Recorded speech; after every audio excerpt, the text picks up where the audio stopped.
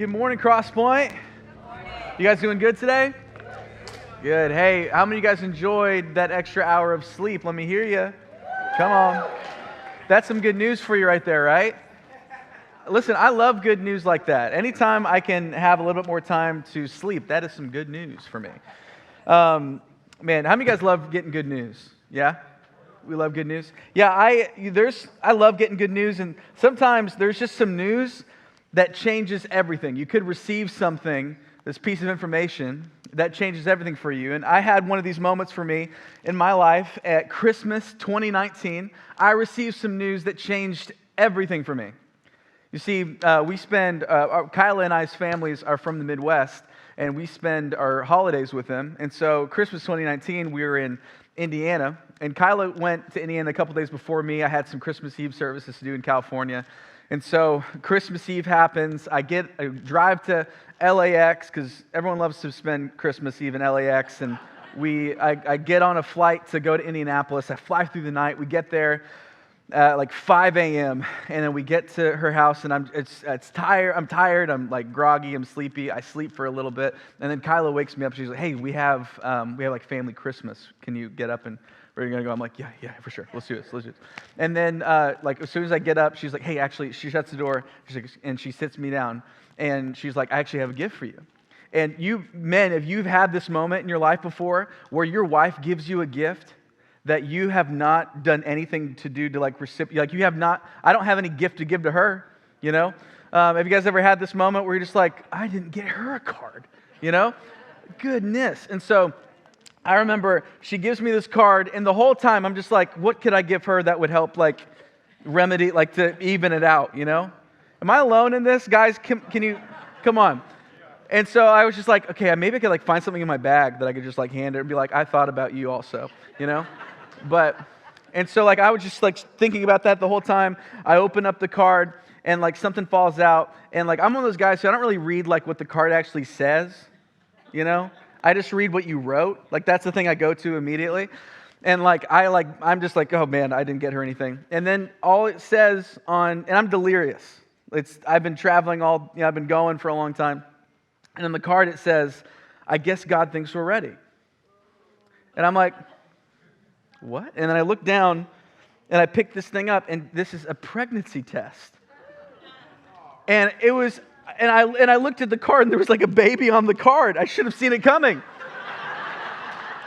And I looked at Kyla, and I said, "You're joking." She goes, "No, we're having a baby." And I said, "You're joking." For some reason, I said the words, "You're joking," maybe 13 times. I just kept saying, I just couldn't believe it. I was just it didn't compute in my head. I'm like, this is great. This is awesome. We weren't trying to do this, but this is great.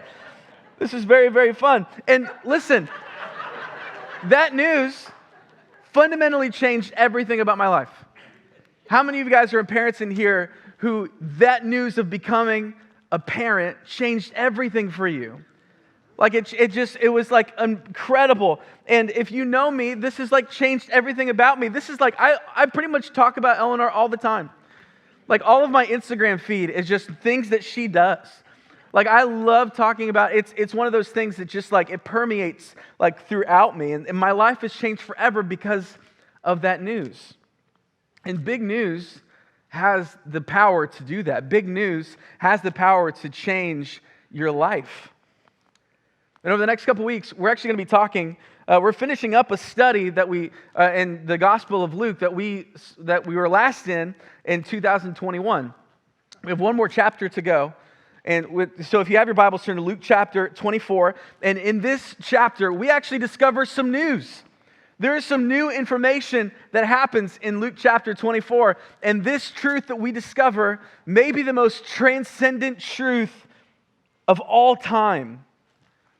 And this bit of information is the key that history hinges on that we find here in Luke. And my hope for you today is that you would come to the conclusion that what we are about to read, the news that is about to be given, my hope for you today is that you would come to the conclusion that it is true.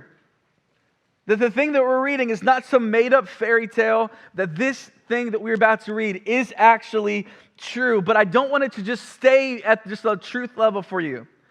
My hope is that you would actually understand that it's true and you would respond accordingly. Let me set the scene up before we get into the passage. Jesus, he's a man who claimed that he was actually God. And he taught with such authority and conviction and power from the scriptures that no one had ever seen before. And he was going around and he was healing people and he was casting out demons and he was feeding tens of thousands of people with basically nothing. And get this, he was actually going around and forgiving people's sins.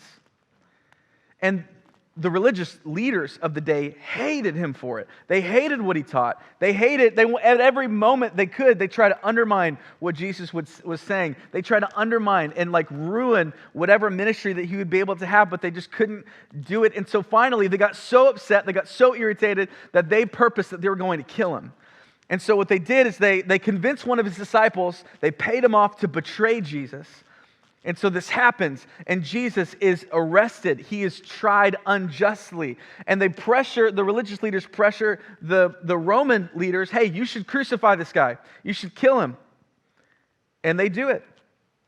And they beat him mercilessly.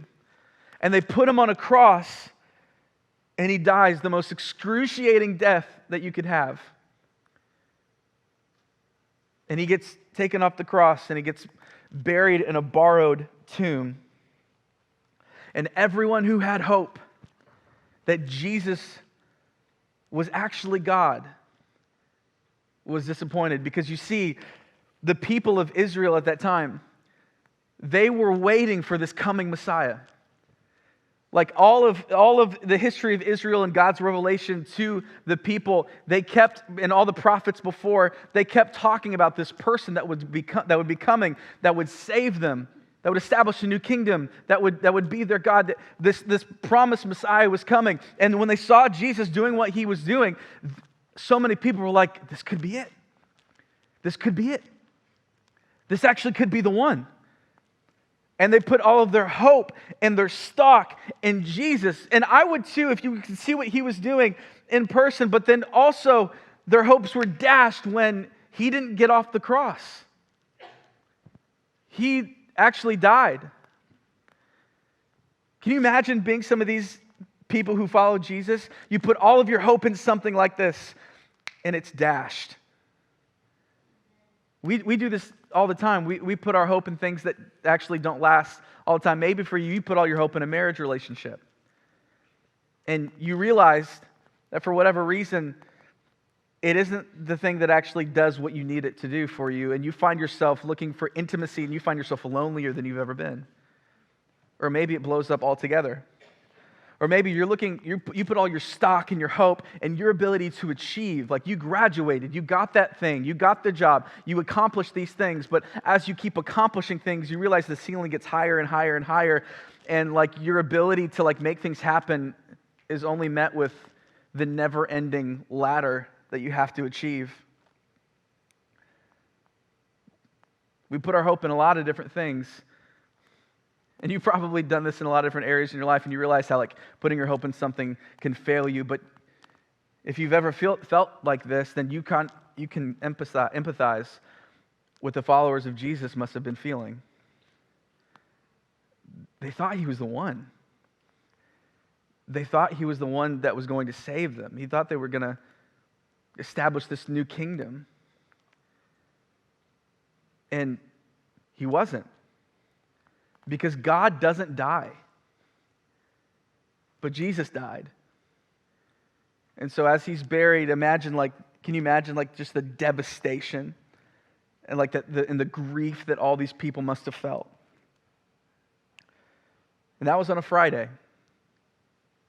And then we get to Sunday morning in Luke chapter 24. And this is what it says.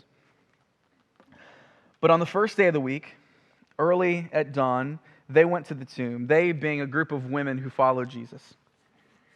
And taking the spices they had prepared, and they found that the stone rolled away from the tomb. And they went in, and they did not find the body of the Lord Jesus. While they were perplexed about this, behold, two men stood by them in dazzling apparel. As they were frightened and bowed their faces to the ground, the men said to them, listen to this, this is one of the greatest lines in all of Scripture. You ready? The men said to them, why do you seek the living among the dead? He is not here, but has risen. Remember how we told you? Then these angels, they're telling him what happened, and then they're kind of like telling him, kind of like instructing him, you kind of should have known this. This is what the angels said. They said, remember how he told you while he was still in Galilee that the Son of Man must be delivered into the hands of sinful men and be crucified on the third day, or be crucified and on the third day rise. And they remembered his words, and returning from the tomb, they told all these things to the 11 disciples and to the rest of the followers of Jesus. Now it was Mary Magdalene and Joanna and Mary, the mother of James, and the other woman with them who told these things to the apostles. But these words seemed like an idle tale, and they did not believe them. These men, when they looked at the story, this kind of crazy story that the women brought, they're like, these crazy ladies, like this is just some old wives' tale. Like, do they not realize, like, we're in the middle of grief right now? We're in the middle of, like, just the worst thing that could have happened to us right now happened to us, and you're going to be telling us these stories. Women didn't have a lot of say back in these days, and they didn't have a lot of stock. And so most of them didn't believe them. But it said, but Peter, good old Peter, he ran to the tomb, stooping and looking in. He saw that the linen cloths by themselves, and he went home marveling at what happened. You see, what we read right here, this is brand new information. This is something that deserves acknowledgement. This is something that no matter if you believe it true or not, you have to come to terms with it. Because if it is true, this changes everything. This changes everything. In the story of these women who went to the tomb and discovered that Jesus wasn't there, it hit their community like a bombshell. And it just, everybody was talking about it. They didn't know what to make of all this stuff. And we see in verse 13 the story of two disciples of Jesus on the road to Emmaus, and they're talking about the things that are going on. Again, they're dealing with the grief. They're dealing with like the shattered expectations, the shattered hope. And we see the conversation happens right here. It says in verse 13, that very day, two of them were going to the village named Emmaus. That's about 7 miles from Jerusalem. And they were talking with each other all about the things that had happened.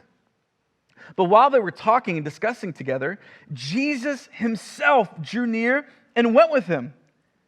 But their eyes were kept from recognizing him.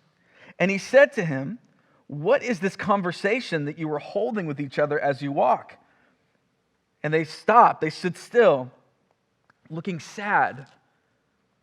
And then one of them, named Cleopas, answered him, kind of with this sarcastic remark. He said, are you the only visitor to Jerusalem who does not know the things that have happened in these days? And Jesus, who does actually know what is happening in these days, who is at the center of the things happening at these days, he goes, what things? You know, isn't that so kind of Jesus? Jesus, like, he knows exactly the answer. But what he's doing is he's drawing out a response from people. He wants them to articulate what is going on. Why does it impact them? What makes it so? What is happening? You know, one of the names of Jesus, he's a wonderful counselor. A good counselor will help us articulate what it is we're actually feeling. And Jesus goes, what things? And he said to him, concerning Jesus of Nazareth, a man who was a prophet, mighty in deed and word before the Lord, a deed and the word before God and all the people, and how our chief priests and rulers delivered him up to be condemned to death and crucified him. But we had hoped that he was the one to redeem Israel. Yes, and besides all of this, it is now the third day since these things have happened. And moreover, some women in our company amazed us. They went to the tomb early this morning, and they did not find his body. And they came back saying all these things, how they'd seen a vision of angels who said that he was actually alive. And some of us who were with us went to the tomb and found that it was as the women had said. The men checked it out. They confirmed it was good. But they did not see. But him they did not see. They didn't see Jesus. And Jesus turns from like this stranger who's just asking a lot of questions, and he transitions over into teaching them about what is actually happening. And he says to them, "O foolish ones, and slow of heart to believe all that the prophets had spoken. Was it not necessary that Christ should suffer these things and enter into glory?" And Jesus, he begins to do something. I wish we could have like seen the actual record of what Jesus actually says to these people, but we have the highlight. And it says that at beginning with Moses, all the way in Genesis, and all the prophets, he interpreted to them in all the scriptures the thing concerning himself. Jesus begins to like communicate to these guys, hey, you should know this. Let me show you, let me kind of paint a picture of why everything happened the way it happened.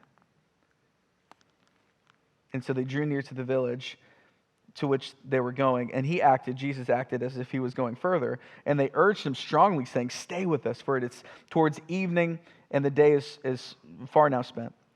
So he went in to stay with them, and when he was at the table with them, he took the bread, and he blessed it, and he broke it, and he gave it to them, and their eyes were opened, and they recognized him, and he vanished from their sight. And they said to each other, "Did not our hearts burn within us while he was talking to us on the road, while he opened up the scriptures?"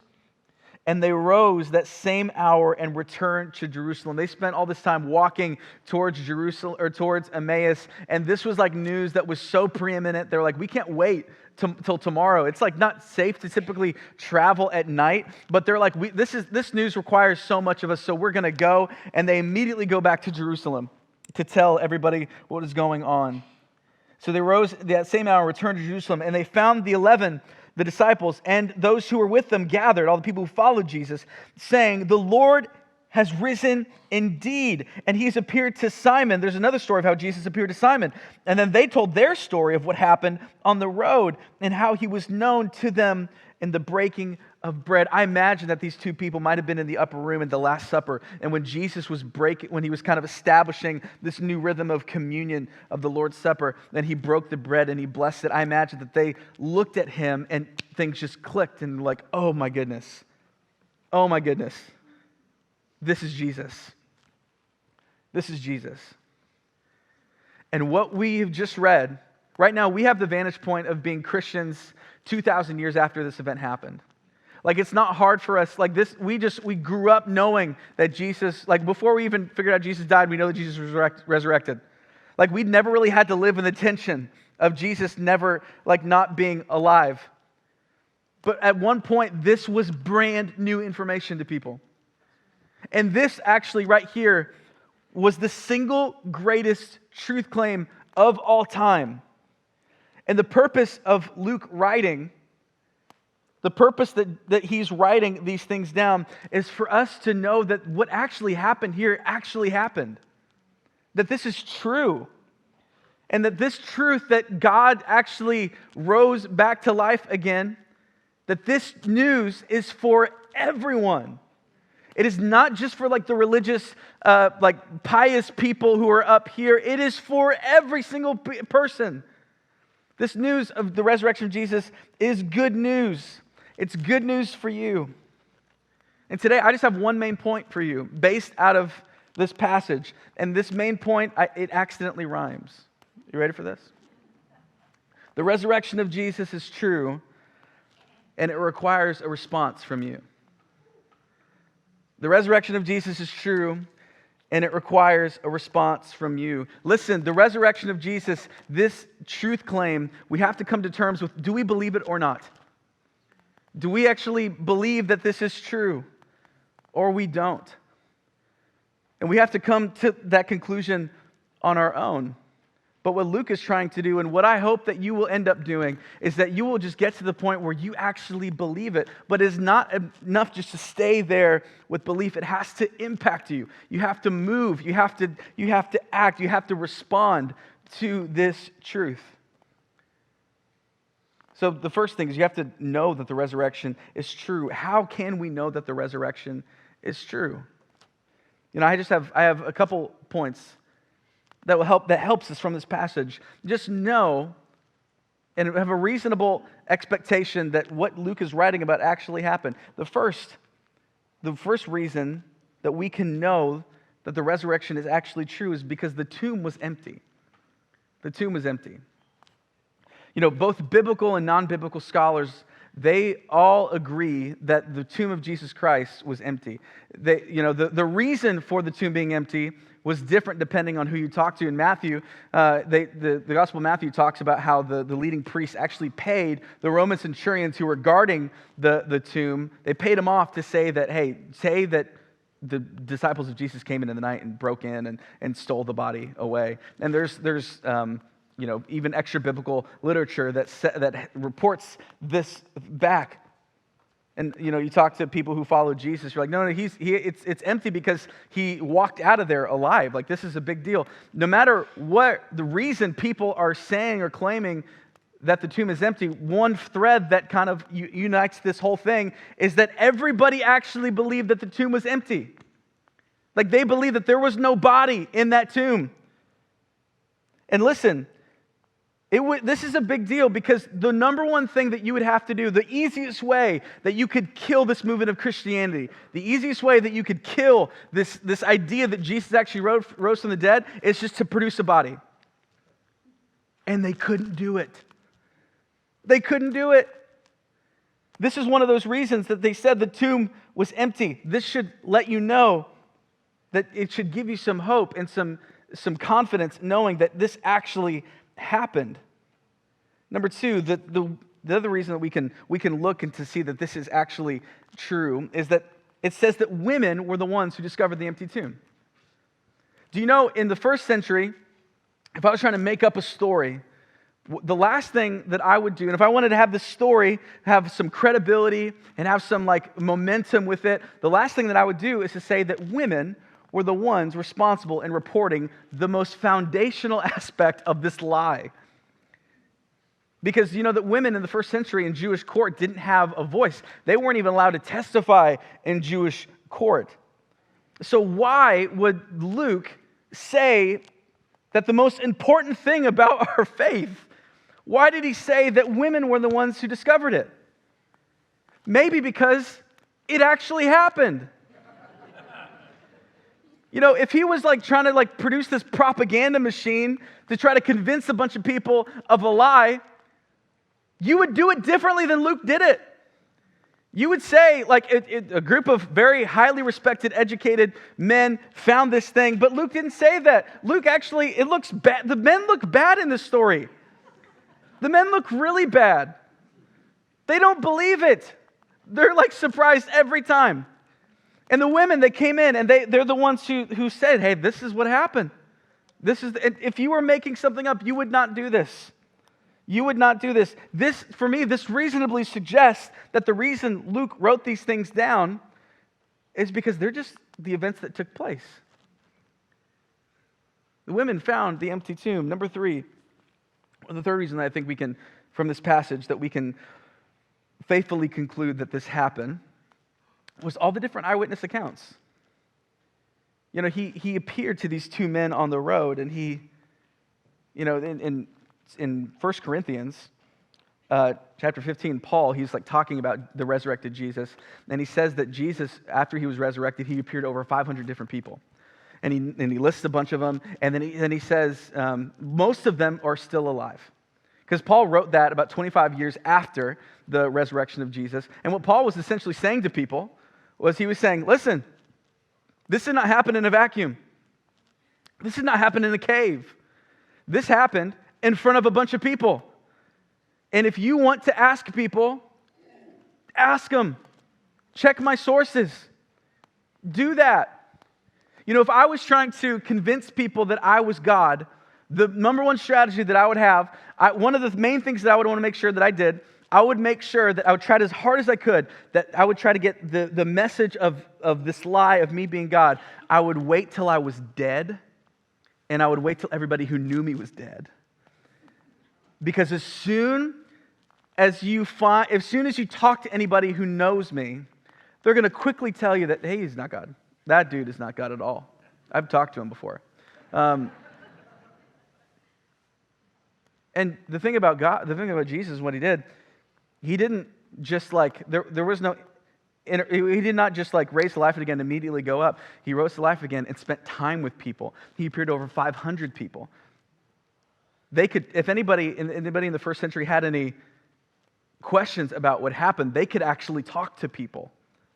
They could do it. This is really, really, really important.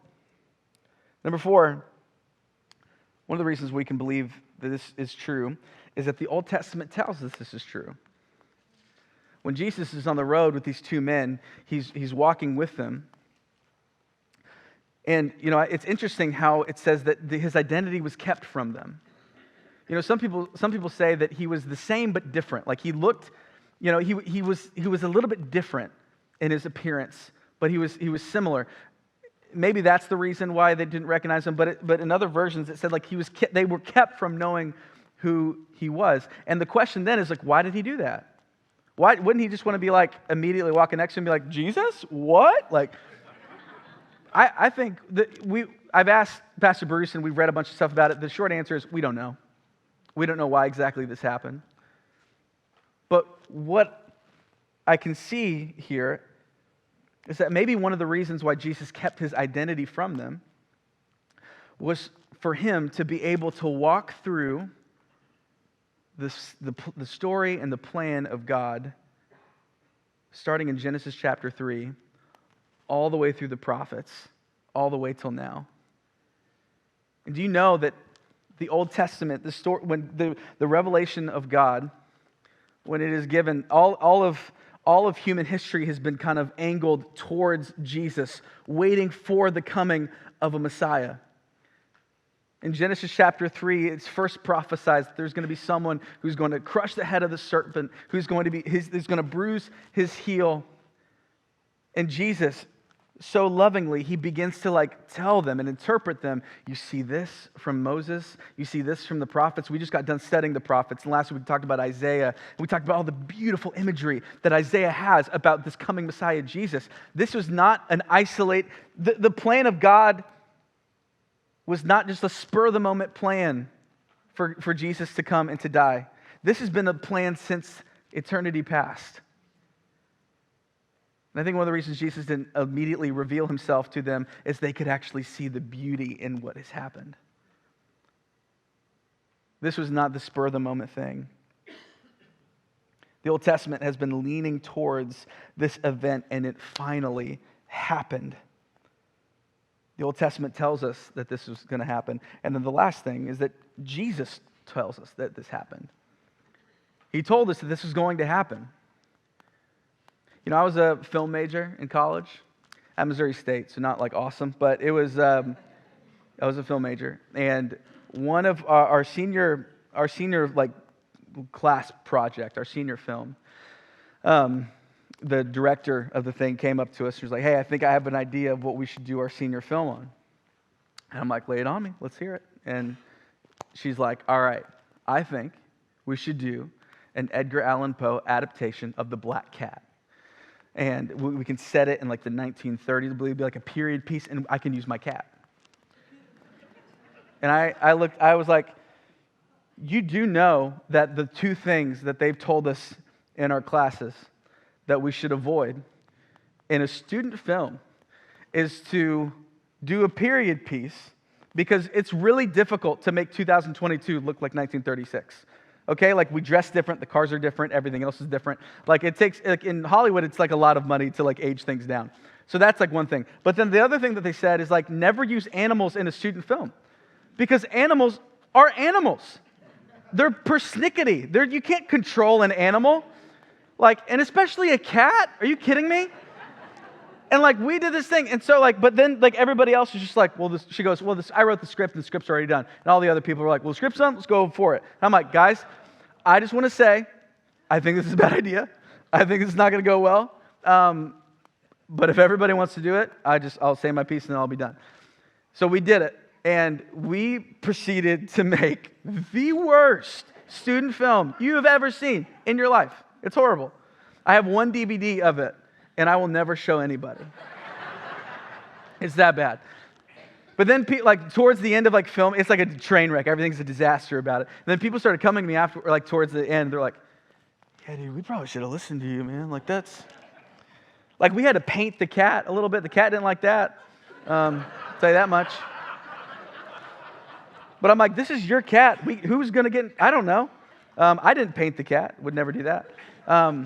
But then what I wanted so badly to do, if I were to like go to these people and if I were to write a memoir of our experience on the set of The Black Cat, do you know what it would have been called? I Told You So. Do you know that if Jesus were to write a memoir about what has happened to his disciples, it would have been called I Told You So. Jesus was telling his disciples time and time again that he was going to die and that he was going to rise again on the third day. Like this was not a surprise to Jesus, and this shouldn't have been a surprise to them, but they didn't have the hearts to believe what was actually happening. And it says this in Luke chapter 9, earlier on in Luke. This is one of the many times that Jesus predicted this. And he says to them, the Son of Man, me, must suffer many things and be rejected by the elders and the chief priests and the scribe and be killed, and on the third day be raised. You can't get any clearer than that. Like Jesus told them this is going to happen. This was not new information for them. And listen, if a man can predict his death and resurrection and actually do it, I'm just going to go with whatever that man says. He did it. He predicted it. This is something that we just know to be true because of what he said. The resurrection of Jesus is true. It's true. You can rely on it. If you build your life on this thing, you're not building on sand. You're building on a solid foundation. Jesus actually rose again from the dead. Physically. He did it. You can know it to be true. But listen, if it stops with you just knowing that to be true, then you're missing out, because the resurrection of Jesus is true, but it requires a response from you. It requires a response from you. And my hope for everybody is that they would come to acknowledge that Jesus really was here and that he really did die and that he really did rise again on the third day. But it's not enough to simply know. It requires a response. You know, back in 2019, when Kyla told me that we were pregnant, I could have believed it to be true and opted out of a response. We know this to be true because there are many men all around the world who know that they have children, but they are not parenting their kids. And are they the dad? Yeah, technically, but I don't know, not really. This truth actually requires a response. It requires a complete overhaul of what is going on in your life. And when you get life-changing news like this, it's not enough to just know. You have to respond to it. And there are too many people who know, maybe intellectually, maybe they do believe that Jesus actually rose from the dead, but they haven't really responded to the resurrection of Jesus. They maybe believe it all's true, but maybe you have, like, you kind of, I probably believe it, but I have some objections, but I mainly kind of whatever. And if that's you today, you need to know that if Jesus actually did this, if he actually rose from the dead, that the implications are vast. They're enormous.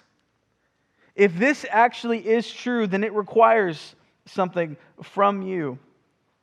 And if he really did this, then you really have to respond in really two ways. The first thing that you have to respond to, if this actually is true, is you just have to make him Lord. You have to make Jesus Lord of your life. And Lord, we don't use this term Lord in our modern day vernacular. Lord is someone who has authority or control or power over somebody else. And before the resurrection, they said Jesus Lord as kind of like an honoring thing. But after the resurrection, when they called Jesus Lord, it was a statement of deity. They said, Jesus, you are Lord. You are God. You are in control. You are over everything. You are even over me. And it was amazing. And listen, the only way for you to experience the end result of what the resurrection of Jesus can bring is for you to make Jesus your Lord. It's for you to make Jesus your Lord. And in Romans 10, verse 9, it says, if you confess with your mouth that Jesus is Lord and you believe in your heart that God raised him from the dead, then you will be saved. The only way to salvation is not just to know the truth, but to confess it and declare that Jesus is Lord. Then you will be saved. You will be saved. And some of you know this story, but you've never confessed this story. And for whatever reason, you may have some objections. Maybe you have you still want to live life the way you want to live it. Can I just be really blunt with you for a second? If Jesus actually did raise from the dead, your objections don't matter. If this is actually true, who cares what you think? If this is true, then it should change everything about you. If this is the only way to get to heaven, submit to God. If this is the only way to have life here on earth and purpose here on earth, submit to God. Make Jesus Lord of your life. Make Jesus Lord. What are you waiting for? And here's the thing. Maybe you're like, I have some doubts. You know that Jesus can handle your doubts. Jesus can handle your objections. You know, maybe you feel like those two men that were on the road with him. And they were dealing with such grief and loss and devastation because the person they thought they put their hope in would save them, he died. And they didn't realize that the very thing that they were just grieving over was the very thing that gave them salvation. And they were so consumed with grief and their stuff that they missed the Savior of the world walking next to him. And maybe you're here today and you may know this may be true, but you're just so messed up with some grief or disappointment in your life and you're angry at God and you're like, God, where are you? Do you know that Jesus is actually right next to you? He's never left. It's not a matter of us trying to find God. God is here. All you have to do is turn to him and say, God, I just need you to save me. Can you be my Lord? I need you to be my Lord because I'm a bad Lord of myself. Could you help me? So you got to make him Lord, and he won't fail you. He's never failed anybody in 2,000 years, and he's not going to start with you. So you got to make him Lord. And the last thing is if he is Lord, if he did what he said, and he's Lord of life, then you have to obey what he says. You have to obey what he says. And if you want to see the supernatural power of God flowing through you, that only happens when you step in obedience to him. A lot of times people think that, okay, I'm just going to wait for God to work in my life, and then I'm going to wait for the supernatural power to flow, then I'm going to do what he says. That's not really how it works. The pathway to power is when you just step out and obey him, even when you don't totally know. It's called faith.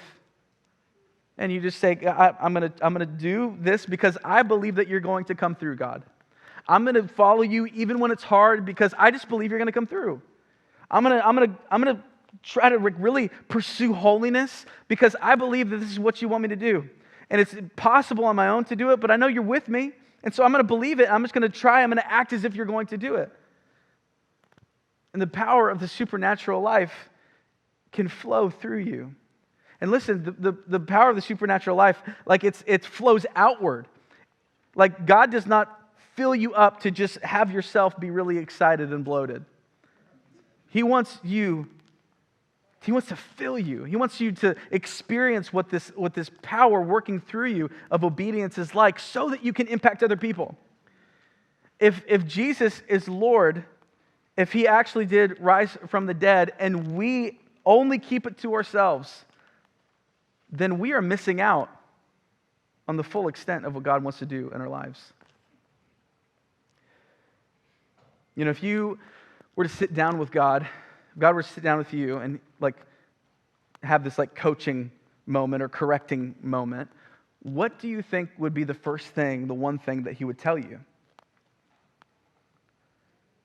Maybe for you, this idea of following God and obeying God, you're I've got to do so many things, it's so crazy.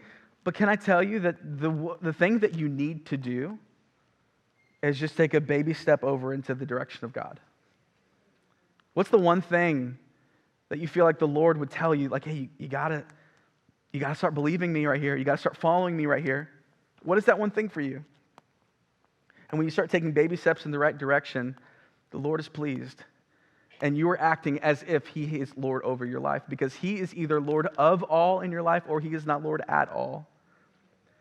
And if you live your life and Jesus doesn't really have the authority to speak over you in certain areas, then he's not really your Lord. And my hope for you today is that you actually experience the power of the lordship of Christ.